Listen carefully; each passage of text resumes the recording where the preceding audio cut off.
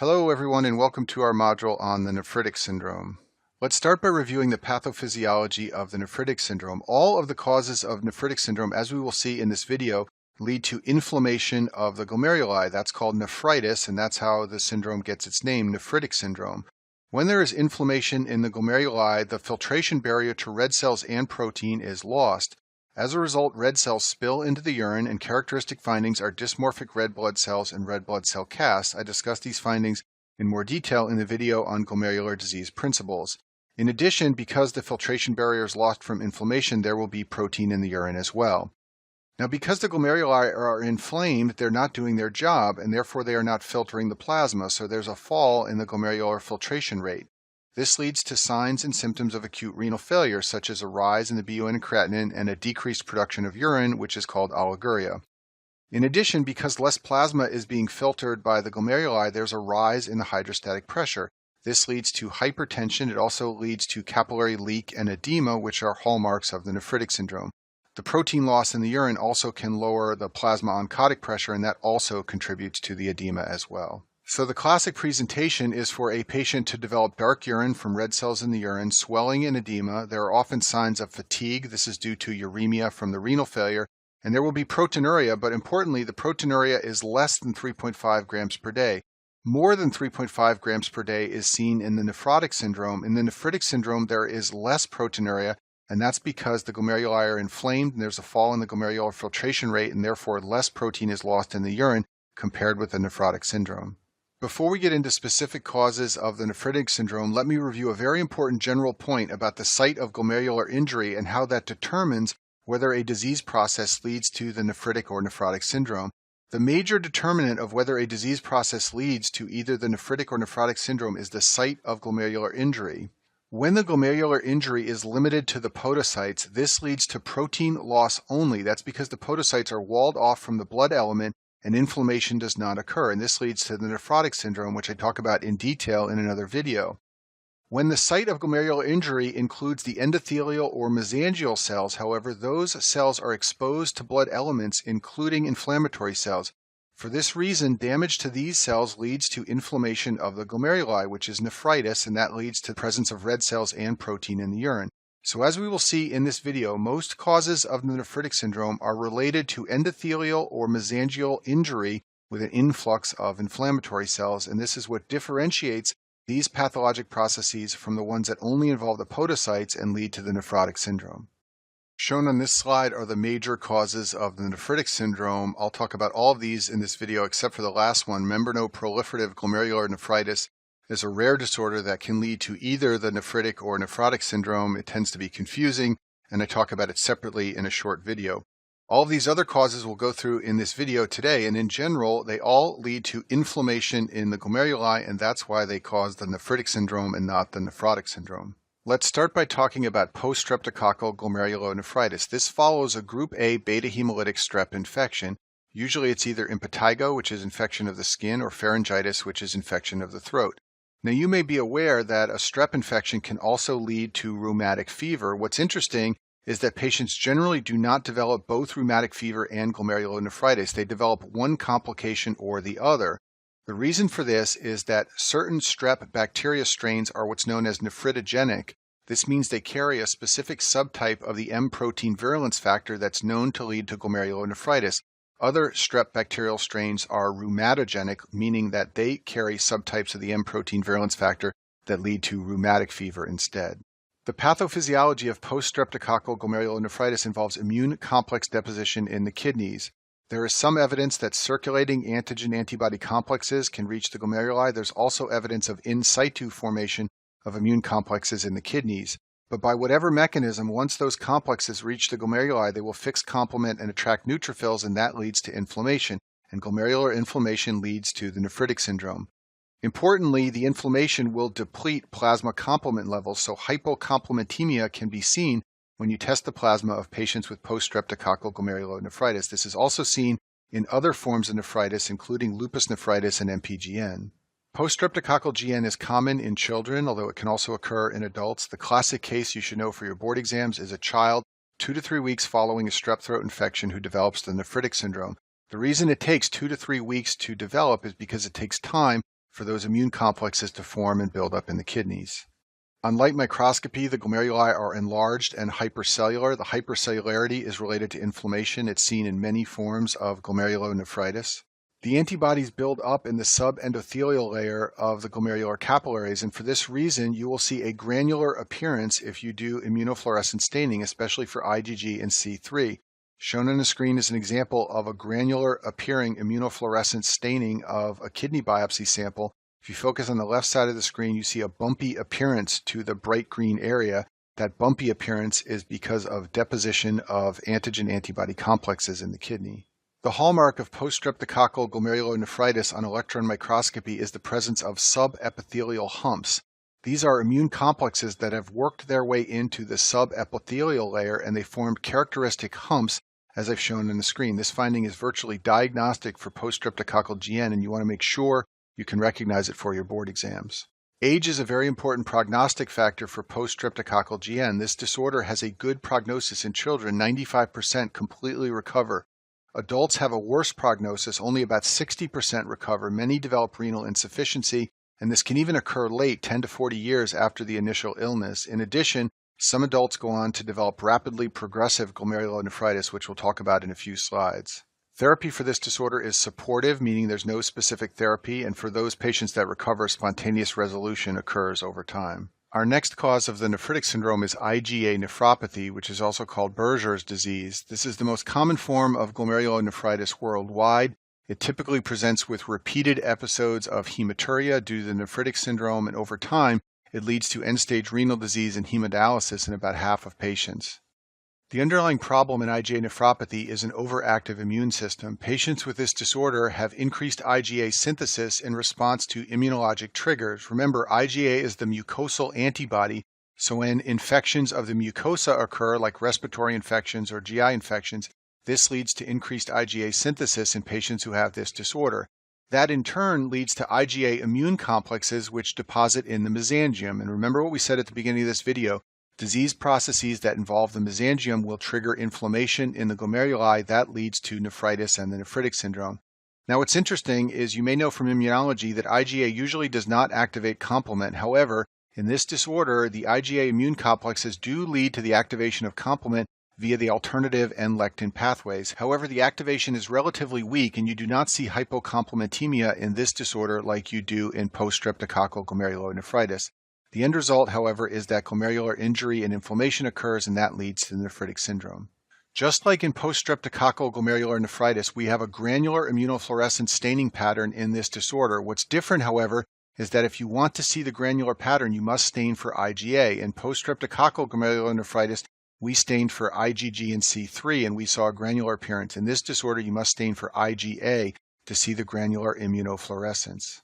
The classic case of IgA nephropathy you should know for your board exams is a patient with recurrent episodes of hematuria since childhood, and the episodes follow either an upper respiratory infection or a diarrhea illness. There is slowly worsening renal function, meaning a rise in the BUN and creatinine over time, and possible progression to end-stage renal disease or hemodialysis, although this takes more than 20 years to occur. And it's very important that you don't confuse IgA nephropathy with other glomerular disorders. Specifically, post-streptococcal GN can also follow an upper respiratory infection. However, that takes weeks to occur following the infection. IgA nephropathy occurs days after infection. You also don't want to confuse IgA nephropathy with minimal change disease. Minimal change disease can follow an upper respiratory infection. However, minimal change leads to the nephrotic syndrome and not the nephritic syndrome. In the vasculitis video in the immunology section, I talk about a disorder called Hinoch-Schönlein purpura. You should be aware that this disorder is IgA nephropathy plus extrarenal involvement. HSP is the most common childhood systemic vasculitis. It presents with IgA nephropathy plus extrarenal involvement. So for example, children with HSP often have involvement of the skin. They have palpable purpura on their buttocks and legs. They often have involvement of the GI tract with abdominal pain and melena. They can also have joint pains from IgA deposition in the joints. But the problem is the same as in IgA nephropathy. It's diffuse IgA deposition leading to the vasculitis symptoms. And when you do a tissue biopsy, either of the kidneys or any involved organ in HSP, you will see IgA, just like you can see in kidney biopsy samples of patients with IgA nephropathy. Our next cause of the nephritic syndrome is diffuse proliferative glomerulonephritis. This is seen in patients who have lupus. This is the most common subtype of lupus renal disease. It's called type 4 lupus nephritis.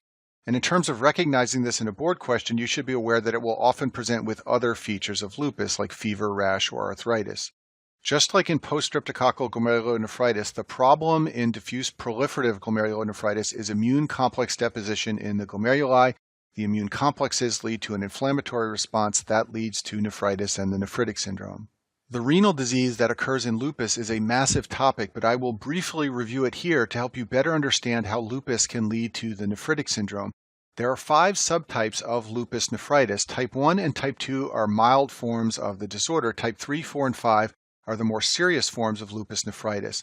Now, type 5 lupus nephritis is unique in that it leads to the nephrotic syndrome. I actually talk about this in the video on nephrotic syndrome. I talk about how membranous nephropathy is a cause of the nephrotic syndrome, and it can occur in patients with lupus. When it does, that's called type 5 lupus nephritis. Type 3 and type 4 lupus nephritis are the same disorder. They're distinguished based on how many of the glomeruli are involved. If less than 50% of the glomeruli are involved, lupus nephritis is called focal proliferative nephritis. That's type 3 lupus nephritis. If more than 50% of the glomeruli are involved, the lupus nephritis is called diffuse proliferative glomerulonephritis. That's type 4 lupus nephritis. That's what we're talking about in this video now. It's the most common form of renal disease among patients with lupus, and it leads to the nephritic syndrome. So as I just mentioned, the word diffuse is in the name of the disorder because more than 50% of the glomeruli are affected. If less than 50% are affected, it's called focal. And the word proliferative is in the name because there is increased cellularity of the glomeruli. There is an increase in the number of mesangial cells, endothelial cells. There's also monocyte and neutrophil infiltration as a result of inflammation. Subendothelial deposits of immune complexes are what drive the immune response. And like I talked about in the beginning of this video, disease processes that lead to the nephritic syndrome tend to involve the endothelial layer. So it should make sense to you that subendothelial immune complex deposits are seen in this disorder that leads to the nephritic syndrome. The immune complexes come from anti-double-stranded DNA antibodies and other antibodies that are associated with lupus, and the inflammation can deplete peripheral complement levels and lead to hypocomplementemia, which you can also see, as I mentioned before, in post-streptococcal GN and also in MPGN. The classic finding on light microscopy is the presence of thickened capillary loops. This is called wire looping. This is an example of it shown on the screen here. You can see that these capillary loops are dark purple and thickened compared to normal. Just like we have seen in other causes of nephritic syndrome that involve antibodies and immune complexes, there is a granular appearance on immunofluorescence staining in diffuse proliferative glomerulonephritis. Lupus is famous for causing what's known as the full house pattern of immunofluorescence staining. This means that you can see this granular pattern when you stain for IgA, IgG, IgM, C3, or C1q. All of these things are found in the diffuse inflammation that's occurring in this disorder in lupus patients. You will read in board review books that diffuse proliferative glomerulonephritis can present as either the nephritic or nephrotic syndrome. The reason for this is because in clinical practice, this disorder has a mixed presentation. There's some element of proteinuria, hematuria, and reduced GFR, and sometimes the proteinuria reaches the nephrotic range, and for this reason, you will see it stated that DPGN can present as either the nephritic or nephrotic syndromes.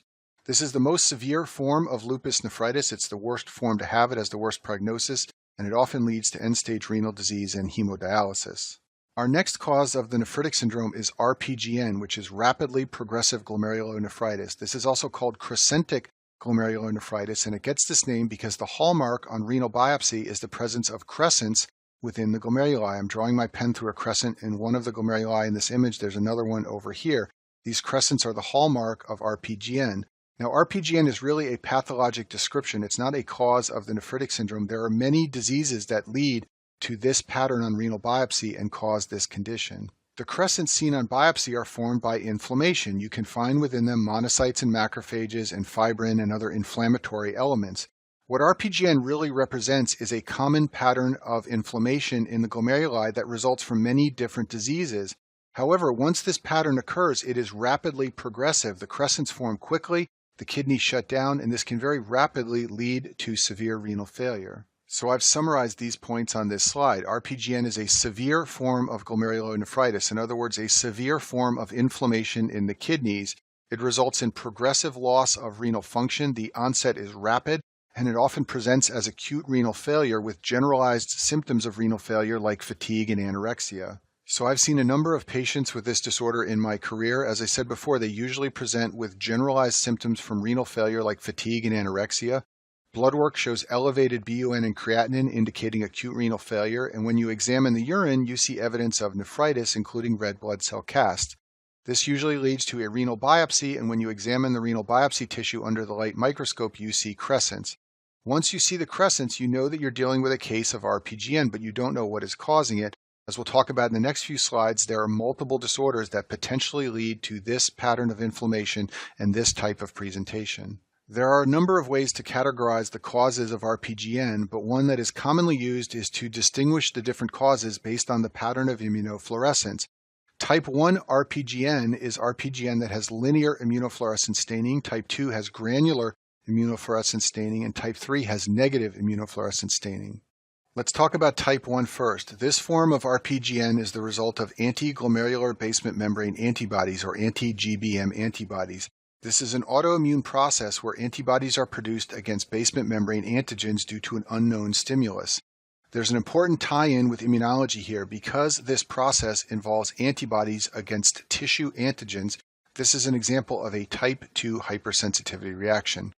When you perform immunofluorescence staining in this type of RPGN, you see a linear pattern, not the granular pattern we described before for immune complexes. When you do immunofluorescence staining for IgG antibodies, it will look like what I've shown on the screen here. This is a linear pattern, very different from that lumpy, bumpy pattern that we saw when there was immune complex deposition. That is the granular pattern.